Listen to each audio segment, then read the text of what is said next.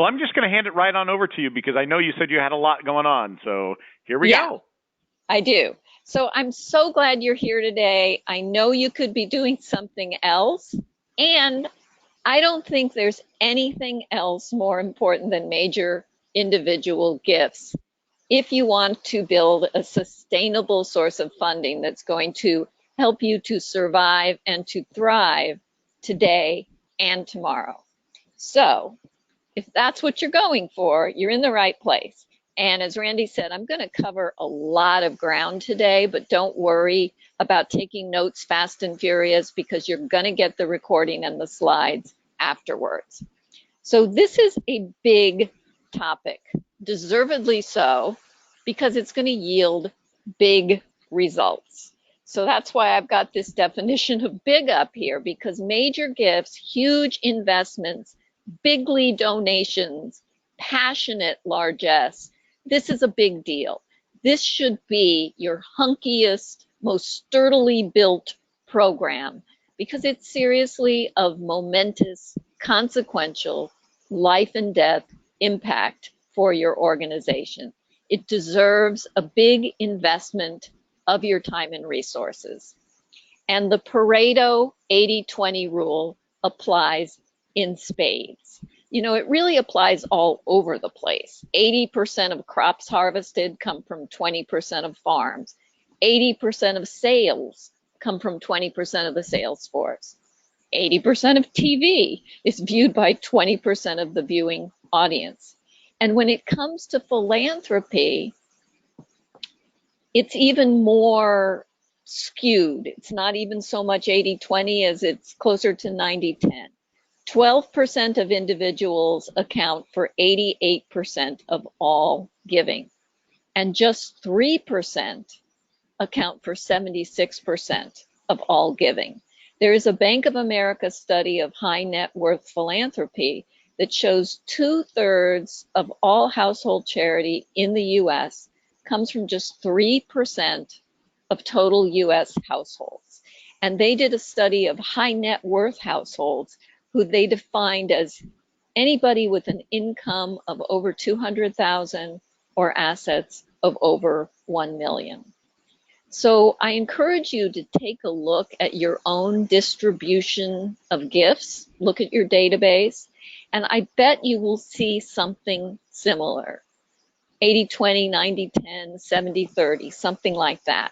You need to be focusing on that small slice if you want to get your juicy piece of the philanthropy pie. So before we go further, just a minute on why you should listen to me on this topic. And essentially, it's because I've been doing this for a while. For 30 years, I was a full-time director of development with 5 different organizations, and they ranged from budgets of $1 million to $40+ million. I have asked for a lot of major gifts. I've done identification, I've done cultivation, I've done solicitation. And I want to teach you today what I've learned along the way. And in fact, if you would allow me, I would love to be your guide on a regular basis all year long. And if you sign up for my clarification school, it's kind of my ongoing online one-stop shop fundraising nonprofit marketing school. It has a little bit of tuition like any school, but not much, so check it out. And I'm about to offer my most popular e-course of the year, which happens to be Winning Major Gift Fundraising Strategies. So I would love for you to check that out too. All right, enough advertisement. We're going to get on to today's meat and potatoes. But first, Randy, if we could launch the first poll so that you guys can all tell me what your role is at your nonprofit, that would be helpful. And I can't see the poll. So Randy, when people have answered, if you could tell me what folks have said, that would be great. Yeah, so far we've got a lot of director of development. About 20% are other. About 16% here are executive director, but primarily you're at about almost 38% director of development or annual giving. Okay. So, How about major gifts officer? a major gifts officer, you had about 19%. Okay. All right. Well, I am hoping that whatever your title is, you will be part of major gifts development moving forward, because this is big and you can't put one or two folks in a corner and expect major gifts to kind of just fall from the sky. So let's review what we're going to cover today. We're going to go through all 10 of these steps. So I'm not going to read them to you right now because we'll go through them one by one. And first, I'd just like to take an overview of the pipeline process. So if you've been in major gift fundraising for a while, this is the most standard way of looking at the totality of the major gift fundraising process. And your success really depends on making a plan and then tracking success metrics every step along the way as you keep moving folks through this pipeline. And the kicker is, first you have to build the pipeline, beginning with prospect identification. Then you have to fill the pipeline by qualifying with viable prospects. And then you have to actively pull folks through the pipeline by cultivating them and ultimately soliciting them so that they pop out on the end with a nice major gift. And then you're not done. Then you have to maintain the pipeline, keep it well oiled through active stewardship. And it's not hard, exactly. It's just work, which is why one of my favorite quotes is from Peter Drucker, the management guru, who says, "The best plan is only good intentions unless it degenerates into work." So we've got to commit to it. We've got to commit to it with intention and with resources and keep it well oiled. So let's begin with the first step, which is building a major gifts team to do the work. There should really be no mystery among anyone associated with your organization as to why you need a major gift program. The Giving USA report shows nearly 80% of all philanthropy is from individuals. When you combine individual lifetime giving and bequests, we're at 79%. So it's not from events, it's not from foundations, it's not from businesses. Individual major gift philanthropy is by far the largest source of philanthropy. So you really want to get everyone in your organization pumped up to develop a robust individual major gift program. And you need as many referrals, as many door openers as you can get. Your staff, your board, your volunteers, your donors. Everyone on your team has a role to play. It really is a team sport. And the key players here are your board and other volunteers and your fundraising staff. And I include the CEO among your fundraising staff. And then other staff, program directors, for example, volunteer coordinators will be involved too, but you want to begin by assuring you have the right people in the key positions. So the board members and volunteers that you recruit, you want them to get in touch with their passion. You have to help them with that. You want them to enact their passion by making a gift, and then you want to give them assignments they're willing to take on as either ambassadors, advocates, and ultimately, hopefully, askers.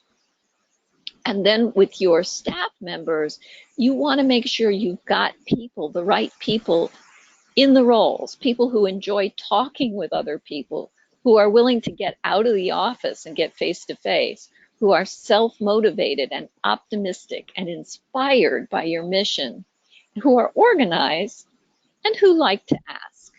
And you want to set clear goals for everyone. You want clear job descriptions for everyone, including volunteers. And you want to meet with your team members regularly to maintain momentum. Nothing happens if you don't make it happen. It doesn't happen with a sports team, and it doesn't happen with a major gifts team. And that's why, actually, if you take my major gift course, I encourage you to enroll up to 5 additional people, no extra charge, because I just so firmly believe this works so much better if you're not alone. The next thing is that you want team agreement on what constitutes a major gift for you. And there's no one definition of a major gift. Every organization is different, tends to vary based on your size and your budget and your history. So there's a number of different ways to do this. I cover all of them in my course, but today I want to give you a quick and dirty way that I learned from Jay Love of Bloomerang, which is to divide your entire database into thirds. Look at the past 24 months and then see who gave you 0% of your budget. Stop putting energy into these people. I always purge people from my mailing list after 3 years of attempting and failing to engage them. The 10% of your budget that is given to you, probably by the lion's share of the people in there, should be on your regular kind of series of communications. So you're sending them a regular amount of appeals and e-newsletters or blog posts or whatever. You want to stick to that with them. And then those who give you 90% of your budget, that's where you want to focus the lion's share of your time. Most organizations pick an amount, and I cover how to get to this amount more in my course, so I can't do it all today, but I do want to say that this changes over time. So one organization that I worked at for many years, when I first started there, our major gift amount was $250. And then as it evolved, by the time I left, the major gift amount there was $10,000. I've been gone now for 10 years. I believe their major gift amount now is $25,000. So, you know, it changes because you can't handle everyone. And as you get higher and higher donors, those are the ones that you want to work with. Now, I bet if I was able to ask each of you what your major gift amount is, I would get a lot of people saying $1,000. For some reason, many organizations use $1,000 as a benchmark.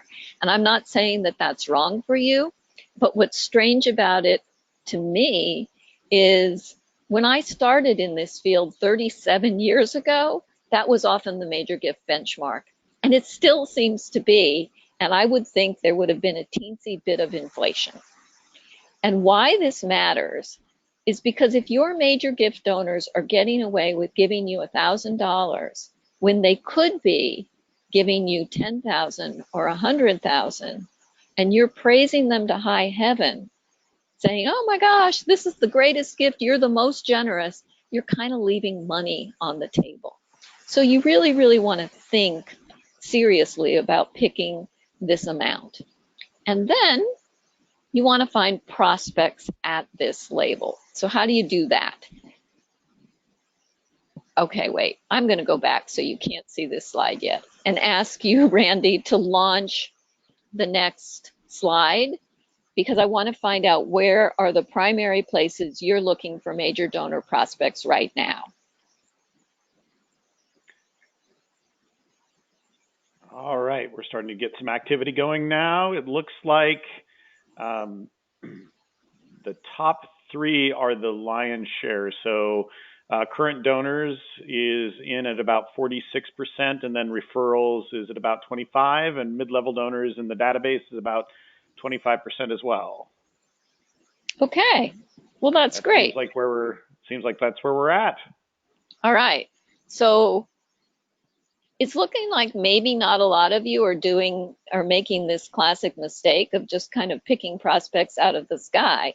I'm kind of joking, but let me know if any of this seems familiar. What about Mark Zuckerberg? That's what I hear in my community because I live near Silicon Valley. What about Mark Zuckerberg? What about Larry Ellison? He has lots of money. He should give here. Uh, what about getting a celebrity to be our spokesperson? That'll probably persuade other people to give. Does anybody know anybody? Oh, you have your kid in a private school. What about the parents in your kid's school? That's probably a good list. You probably recognize the problem. Every organization in town is saying the same things. These folks are on everyone's list. And just because someone has the ability to make a major donor investment doesn't mean that they have any linkage to you that makes them a likely prospect or that you have any way to reach them to arrange a meeting with them. It doesn't mean they're interested in what you do. And it doesn't even mean they're philanthropic. Ability is not the same as inclination. So ability means nothing standing alone. Brainstorming a list of wealthy people in your community is a worthless exercise standing alone. There are better ways. So you really want to look for, first, donors who are already giving at your major gift level, and those that you think might be inclined to give based on a combination of three factors: linkage, interest, ability.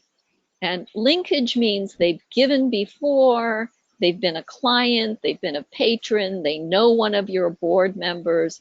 There's someone you can get to. Interest in your cause is important.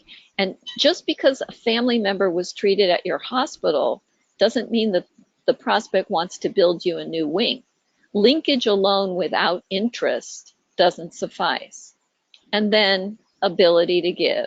And yes, we hate to talk about money, but it's important that the prospect have the capacity to make a major gift if you're going to put them on a major gift cultivation track. Otherwise, you're just wasting your time. And the kicker here is they really have to have all three of these.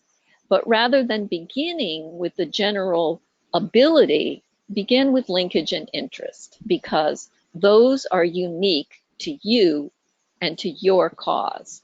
In other words, there's no place at home, and some of like home, and some of you said you are looking at mid-level donors in your database, and that's good, because anybody that you've already got a foot in the door with that signaled that they have a love for you, but maybe you've kind of buried them in your database, is a good place to start looking. So you want to look at their past giving, at the amount, the recency, the frequency. Pull that data for the last 3 to 5 years, depending on your size and your history of having people give to you.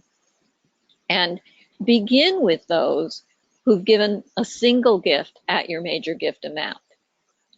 Then look at donors who've given cumulatively in the course of the year at your major gift level in any of those 3 to 5 years. And if you don't find enough folks there, you might have to go down to a somewhat lower level of cumulative giving. And then you're going to want to sort by amount and recency, placing the highest and the most recent givers at the top. And then keep in mind that frequent givers, people who make multiple gifts over the course of a year, are also very loyal. So put some of them into the mix. And then if you don't have enough, also be evaluating past behaviors. How do they interact with you? Have they been volunteer? Have they served on a committee? Do they have a kid in your school? Do they attend your events? All of these, what I call affiliations with you, will incline them more towards making a more significant gift. And then, of course, you can also screen for capacity. You can use paid tools like donor analytics, wealth screening, or you can simply use interviews with the people close to you, either one-to-one or in screening meetings, to determine if these folks may be worth further cultivation. So now I want to give you a piece of advice about how many donors you can handle. You may have heard that 150 is a portfolio ceiling for a full-time major gift officer who does nothing else. If you do other things, then your portfolio is going to be smaller. You can really handle realistically about 12 to 15 face-to-face visits a month. And as a general rule, you need to make 2 to 3 visits before and ask. Not hard and fast, but this leads you to probably be able to do 2 to 3 face-to-face solicitations a month, and you're going to probably close 50 to 70% of those visits.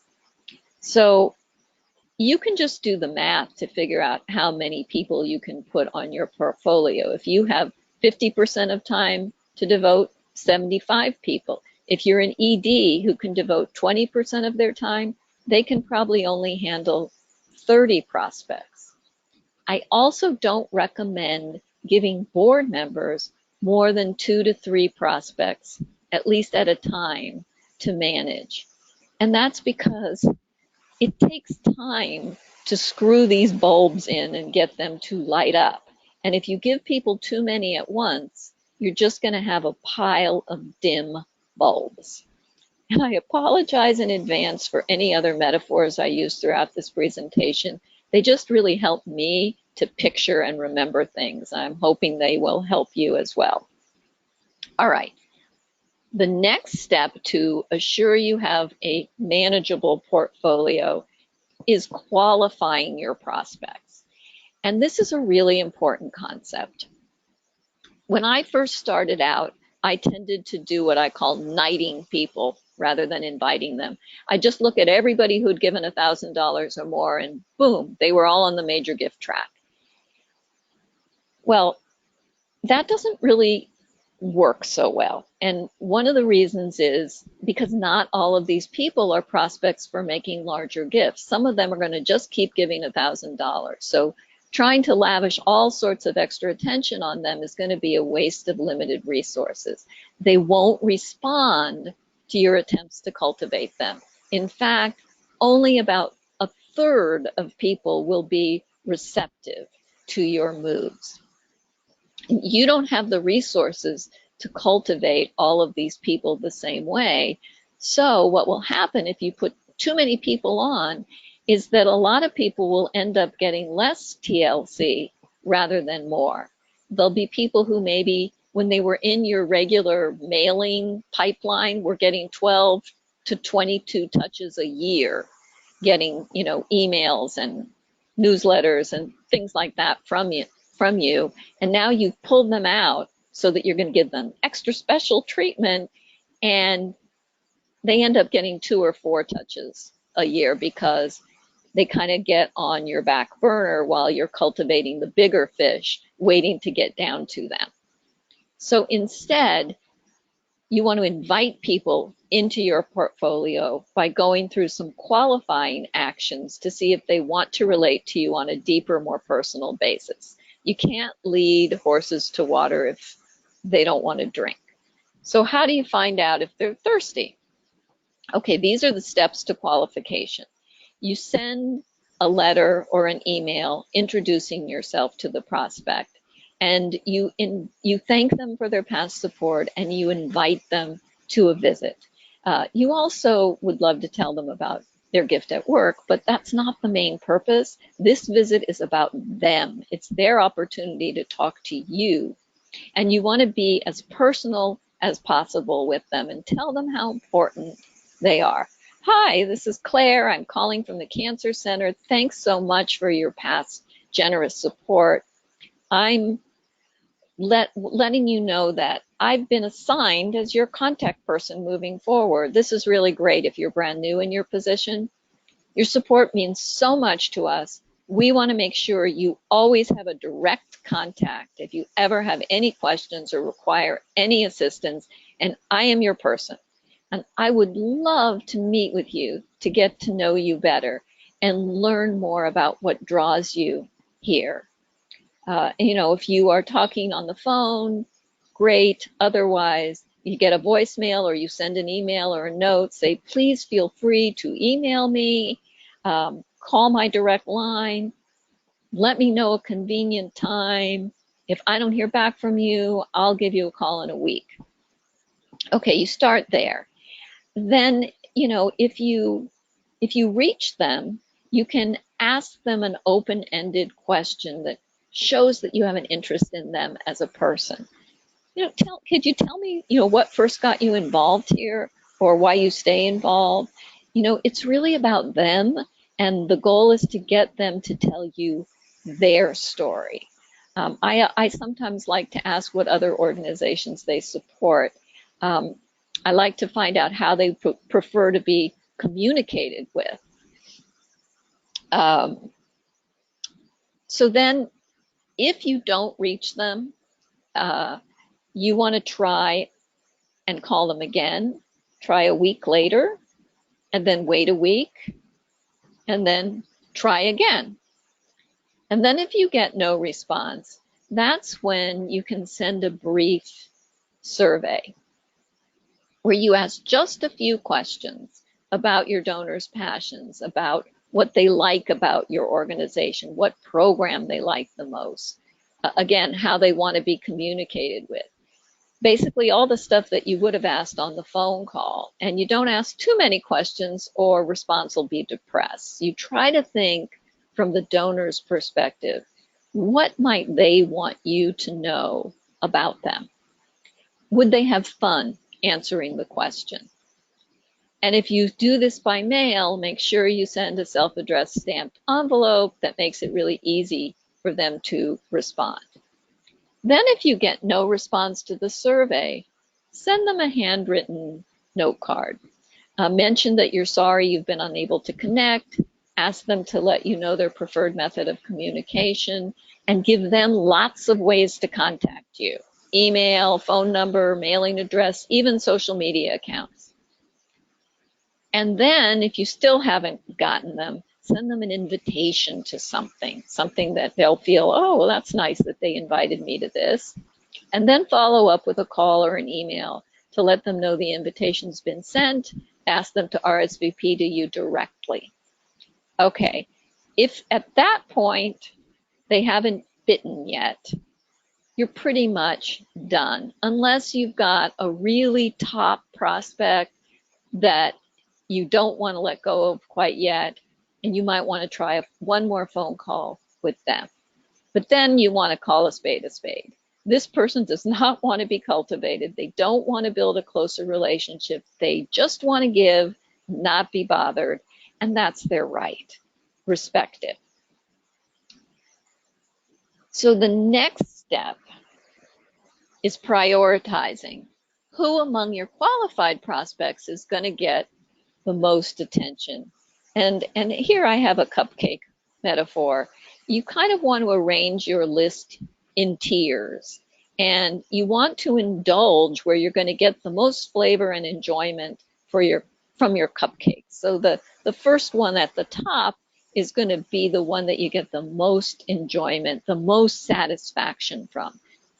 You want to spend 50% of your time on this top tier that's probably going to give you 80% of your satisfaction. And then, you're going to get some enjoyment from tier B, so 30% of your time there.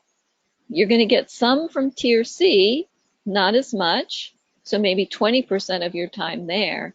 And then if you try to overindulge in the bottom tier, you're just going to get sick. It's too much. They belong in your annual giving track.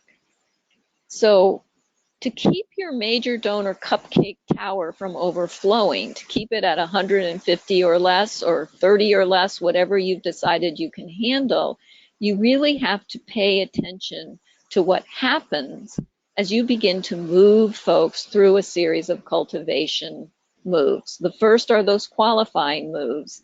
And again, if they resist your attempts, you remove them from your qualified list, or you recalibrate and you move them down to tier C, or you move them into the annual giving manager's domain, or you can move them into a legacy giving track. maybe they can't afford a $5,000 annual gift, but they could leave you $50,000 or maybe even their entire residence in their will. So you don't want to completely write those folks off. You want to put them in another cupcake stand, a legacy giving one, and create a separate cultivation pipeline for them. So this process now of setting revenue goals and creating cultivation plans is a 5-part process. The first one is putting your list in tiers. Let's look at step number 2, which is determining a revenue goal for each donor. So if you're going for a 6 to 7 figure gift, put those people at the top.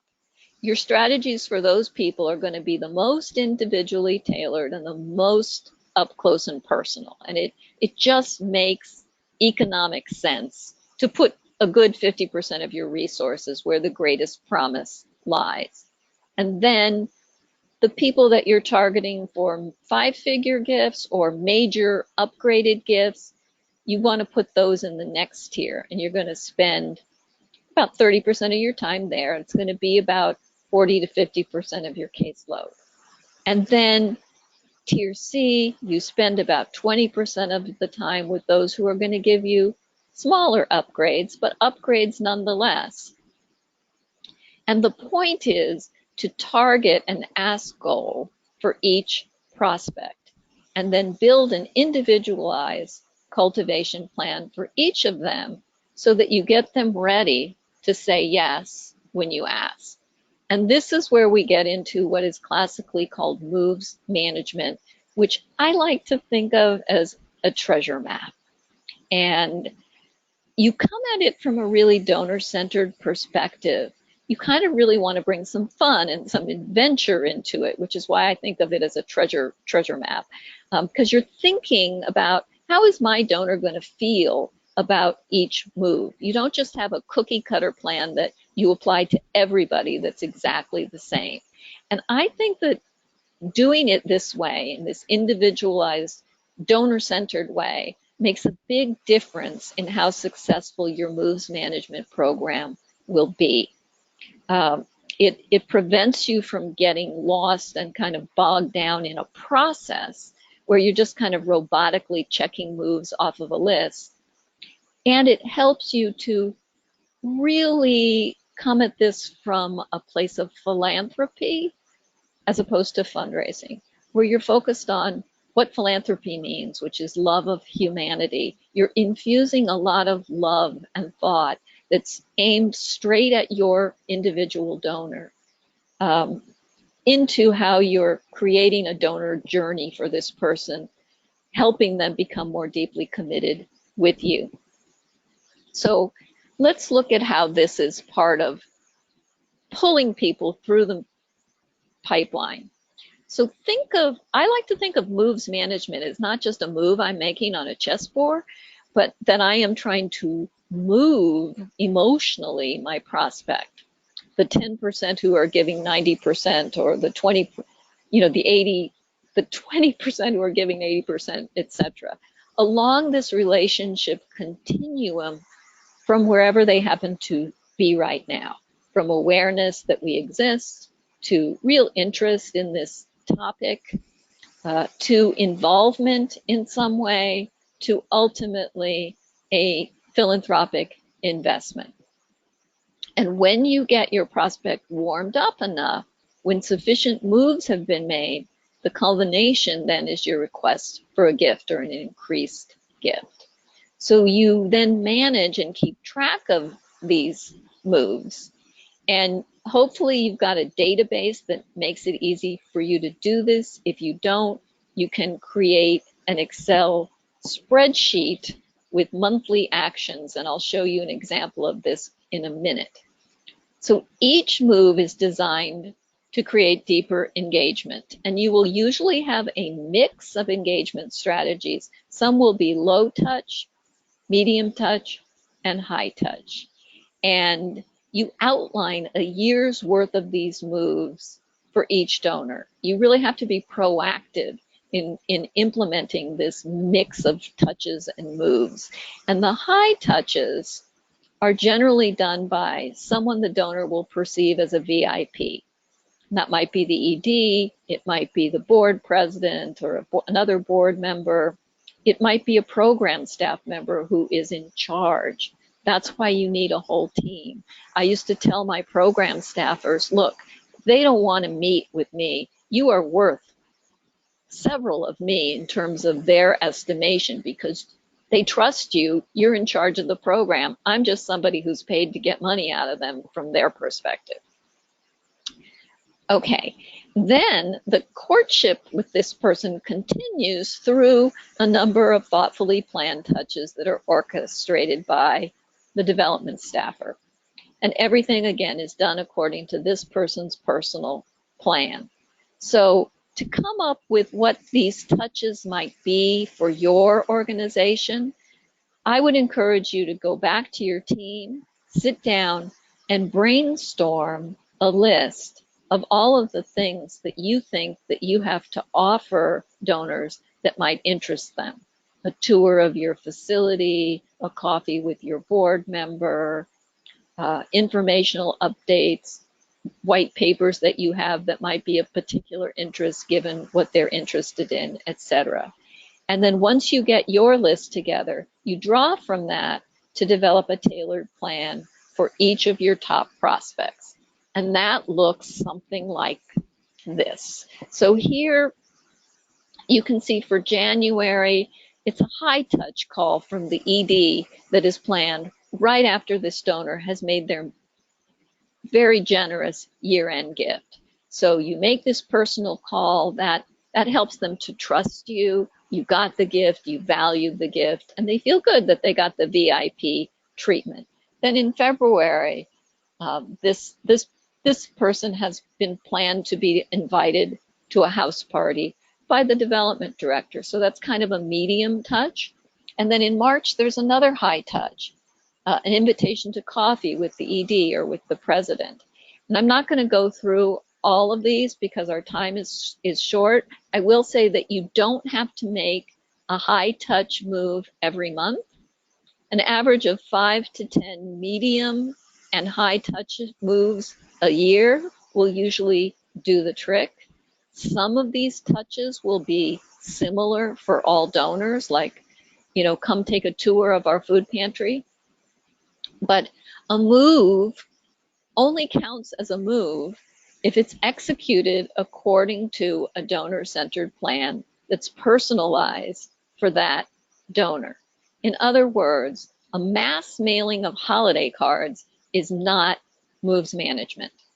But if you were to send your e-newsletter with a personal note that says, I think this article might be particularly interesting to you based on our discussion last month, and you point them to something that shows that you know them, then that is a personalized move. And about 50% of your moves should be something that requires some personal attention or tweaking on your part. Okay, the next step is that as you're doing all this cultivation, you want to build continuous learning into this. Cultivation is not something that you do to donors. It's something that you do with them. And if you remember nothing else from this webinar, I want you to remember that.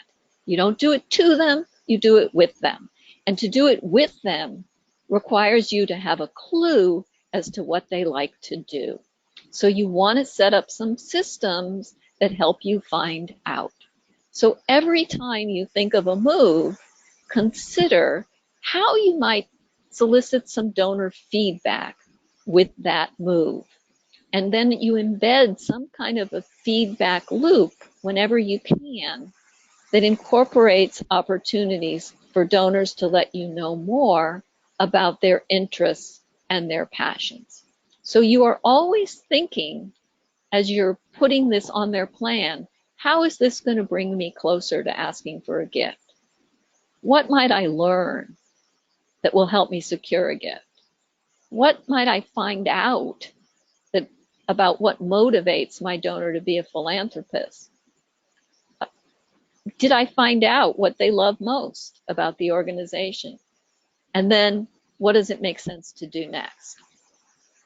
If it's a face-to-face encounter that you're having, it's pretty easy to incorporate feedback because you just ask them. But you then want to make sure that you have a system where you regularly, immediately write up your notes and input them into your database or your spreadsheet or your Word doc, whatever you're using to track your evolving relationships. Because there's nothing that makes a donor feel worse than when they tell you something and then you ask them that same question again. And if it's not in person, then you want to consider asking them for feedback another way.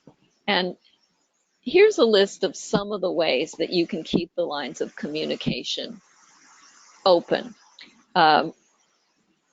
You can send them a brief survey. Yeah, you could make a phone call, and you can ask them something along the lines of, what do you think about? It could be something concrete, like, what do you think about our newsletter? Or what did you think about the gala event? Or, what do you think about our logo even? It's another way of asking for advice. And people love that you value their advice. They love to give that.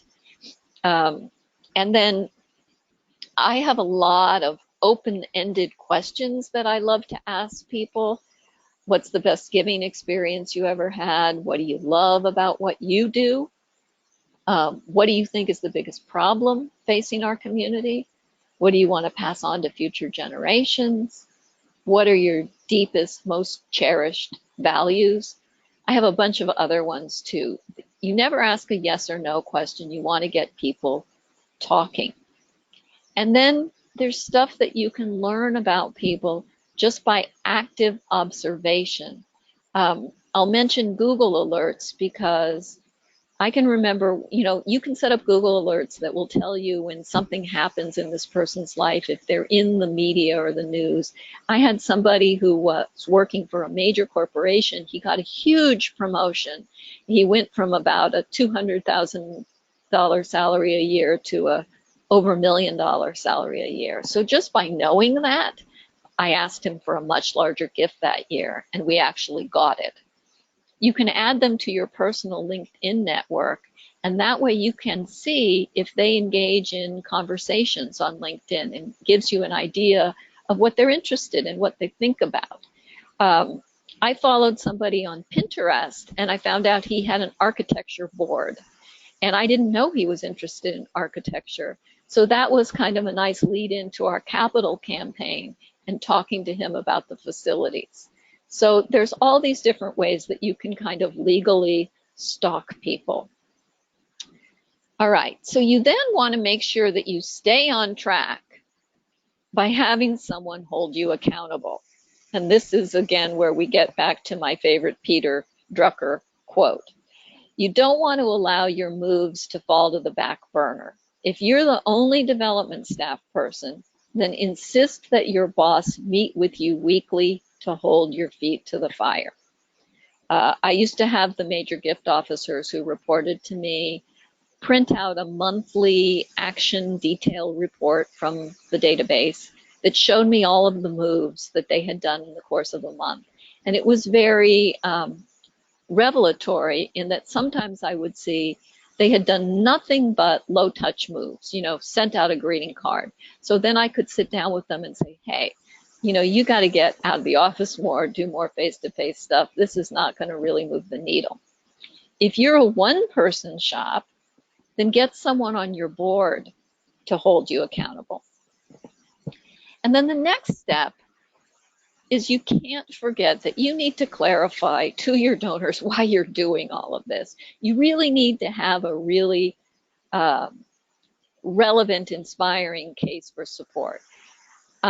It's not about how much money donors want to give. They're not just sitting there thinking, gee, I want to give $10,000 away to somebody. They're thinking about what they want to accomplish. They want to give specific amounts to specific projects to accomplish specific outcomes. So you probably need more than one little case statement, And each one lays out, this is the need, this is how we specifically address it, and why we're the best ones to do that. And this is how you, the donor, can specifically help with this. And you want to really know all of your programs and services so that when your donor says something like, oh, well, I really like education, you can think, oh, we have this program that relates to that, and then talk to them about that. And you want to have stories, you know, not just numbers. And you want to be able to talk about impact. You want to be able to know what your program costs, including the overhead. What does your program staff really need to do their jobs effectively and meet all the needs that are presenting themselves? You don't want to lowball this when somebody says, how can I help? Because if you do, you're not going to raise enough money. All right, the next is you start asking.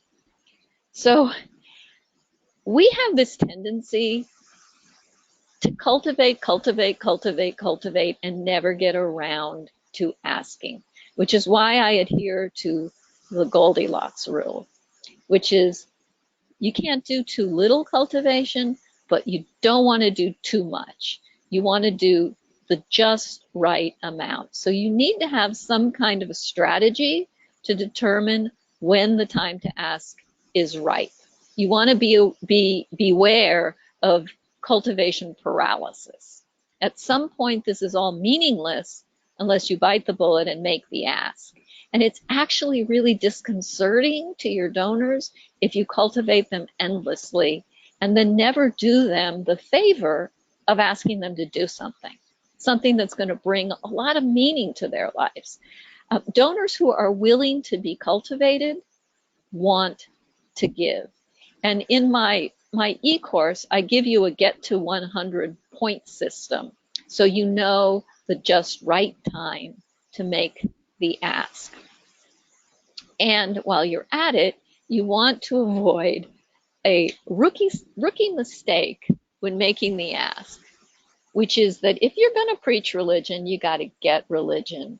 You have to have made your own passionate commitment first.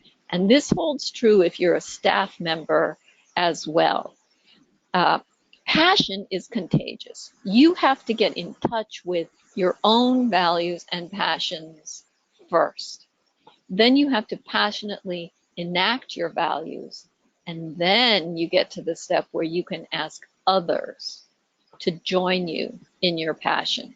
And I always tell board members, what you say is really not as important as how you say it. All fundraising is about passion. So you want to be able to think like, what's my story? Why am I connected here? And then get some organizational stories that you can tell. You kind of want to make giving a really cool opportunity for people by tapping into your personal passion and matching it to the donors and showing them that you know that this is something they're going to enjoy doing, that they're going to get a lot of fulfillment from. So once the donor has made a gift, the next step is beginning the stewardship. And this is where I call adopting an attitude of gratitude. And you know, we know from research that a 5-minute a day gratitude journal can increase long-term well-being by 10%. I think if you keep a 5-minute a day donor gratitude journal, you can not only increase your well-being, I think you can increase donor retention by 10%, which is a big deal because research by Adrian Sargent shows if you can do that, you can double the lifetime value of your donor base. So I would spend 5 minutes a day, honestly, sitting down and thinking, what donor am I grateful to today? And I'd write it down. I'm grateful to Carl for the gift in Miriam's memory. And, you know, in doing that, I have to say, his wife died. She liked to bake cookies when she came to our board meetings. I asked him for the recipe for one of the cookies that she made, and then I made them at an event that he attended. And he was just kind of bowled over. And I am still friends with him, even though I haven't been at that organization for 10 years. I just went to a New Year's Day event that he was holding with his new wife. I'm grateful to Elsa for telling me the story of how she survived. I used to work with a lot of Holocaust survivors. Elsa was very private. She was very nervous about sharing her stories. I always really made sure that I met with her very privately. But in the course of meeting with her, I also told her how grateful I was that she was sharing this and how important it was that she share it with others. And I said, you know, you should talk to your sister about this. And she has passed away, but her sister now still continues to give to the organization. I'm grateful to Gordon for making the leadership gift he made. This is, again, a place where I tailored the cultivation to him. He happened to be somebody who composed music. I was working for the San Francisco Conservatory of Music at the time. We asked him if he would like to have a composition performed by the student orchestra. He then became the top major donor to the organization. So a little bit of attitude of gratitude really goes a long way in helping to tailor your cultivation strategies. And so this is just a quick review. You define your major gift amount. You find your current donors at that level. You add in lapsed donors at that level, maybe who've lapsed within the past 3 to 5 years. You then look in your database and add in some mid-level donors that are close to that amount who meet other criteria that you've established. You add some names that have been referred to you, especially by those who are really close to you, like your board and your volunteers and your staff and your donors. You conduct some preliminary research, which we go into in my Major Gifts course. You then do some rating and screening to hone this research, and you keep honing your list to keep it manageable. You actively qualify people with preliminary moves first. Then you tier your qualified list to determine the percent of time you're going to allocate to each person. And then you refine the list as you go along, dropping people off, adding people on to keep it manageable and make sure that you're working with those who will give you the biggest bang for the buck. Once you have a qualified list, some of you may already have qualified lists, then you start by creating the list of moves to build the relationships. You don't want to be making cold calls. You really want to be thinking about what moves you're going to measure. And then you do personal plans for everybody on your list. You build in some feedback. You build in somebody holding you accountable. You develop a case for support that is tailored to your donor's passions. You get religion, you get in touch with your passion, you invite people to share you in enacting your passion that matches theirs. You don't leave the visit where you've intended to ask without asking. You don't rush and ask, but you do set a goal for when you're going to ask somebody. And then you close. You have some kind of plan to follow up. And you practice endless gratitude. So these are the big tips to raise big money for your big mission. You get everyone on board. It really is a team sport. You get over thinking of major gift fundraising. It's painful. You don't talk about giving till it hurts. Giving should feel good. You meet with donors, listen to them, and then you ask them.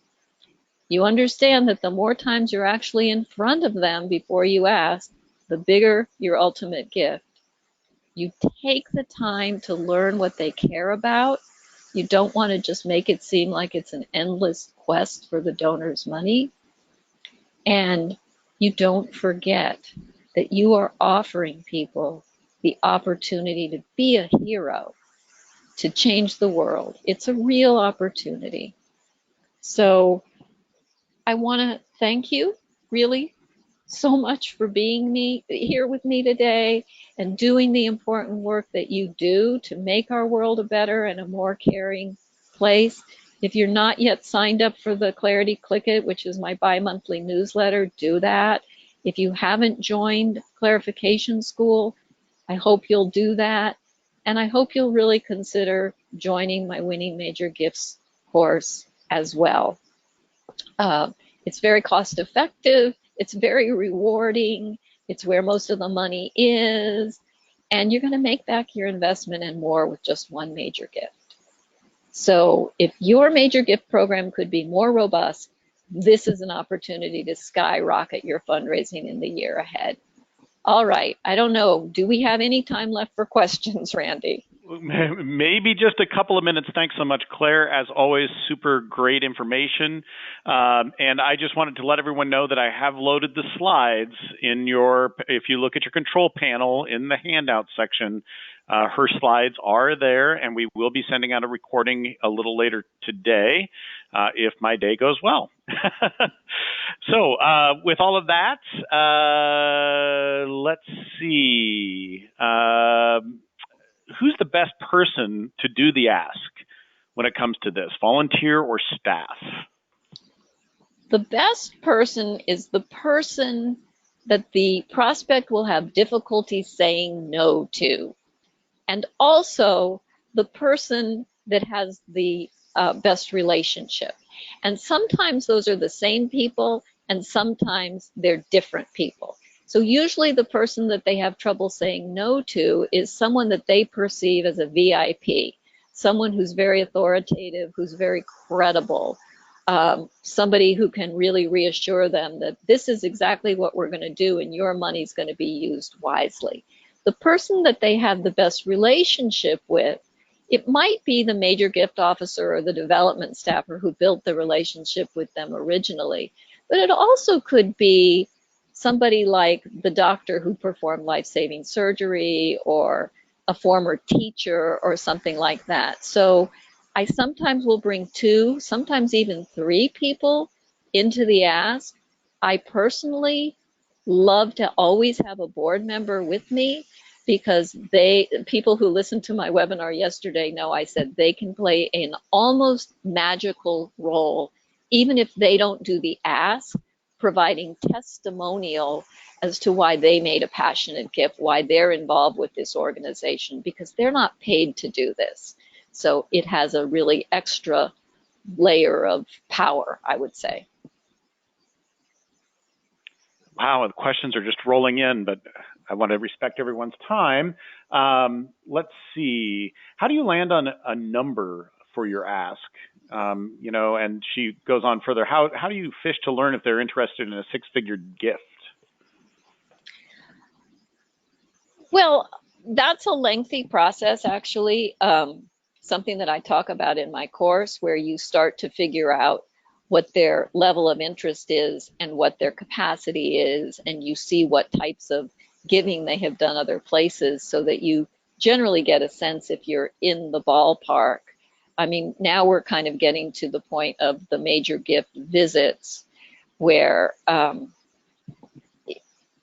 if you're going to be asking for a really large gift, I sometimes like to bring in a little case statement with me. Sometimes it's something that I've just jotted on a piece of paper where, like, I know that they're interested in helping with something at the hospital, but I'll put like something in the middle of the piece of paper and then spokes of the wheel and say, there's stuff that we could do in case management, there's stuff we could do in volunteer services, there's stuff we could do in research, there's stuff we could do in all of these areas, and I'll start talking about them and see which one they land on.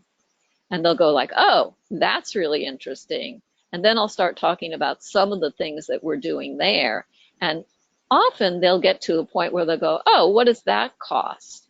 And at that point, I'm ready with, well, that whole program will cost, $5 million. And, would you be interested in having me break that down for you? So it is an iterative process as you get to know them better. and kind of start to put things out there with them. One last question, even though there are several more. So as I hand this over to you, Claire, you might find some that you find interesting that you'd like to answer. Okay. But one quick tip that you can give someone about getting more comfortable with making that ask. Okay, so my major tip is really passion. When I work with boards, I don't even call them board trainings. I call them inspiring philanthropy. And one of the things I've done actually is I've had chocolate tastings with these sessions, and I call them something like philanthropy can be as addictive as chocolate. And I'll invite a local chocolatier to come in and do a chocolate tasting. And there's been studies with MRIs that show when you eat chocolate, the pleasure center of your brain lights up. Same thing if you're just contemplating a philanthropic gift, let alone making it. The pleasure center of your brain lights up. You get this warm glow, this shot of dopamine. So I would go in and I would say, let's go around the room and everybody say why you're involved here or why you stay involved here. And everybody tells their story. And if your board is too large, you can do this in dyads where you have two people talk to each other. And as people tell their story, they start to get engaged with their passion. They start to remember why they care. And then they hear other people's stories and they get even more validated about why they care. So it really starts there, getting in touch. And then as people get in touch, you ask them to make their own passionate gift. Once somebody has done that, it's pretty amazing how that starts to make them comfortable because they've got skin in the game now. So that would be my quick tip. Excellent tip and a great way to end this presentation. Again, thank you so much, Claire, for sharing this with us and getting our 2019 off to a great start. Okay, well, just remember, anyone can raise major gifts. It's just a combination of know-how and commitment that's going to get you there. So, indeed. Hey, if I can do it, if this old guy can do it, anyone can do it.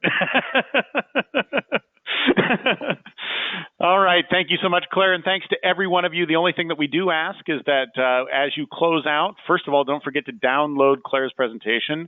But then also, please fill out the survey at the end so that we know that we are providing the information that you want to have in your life. So thank you so much, and go out there and do more good.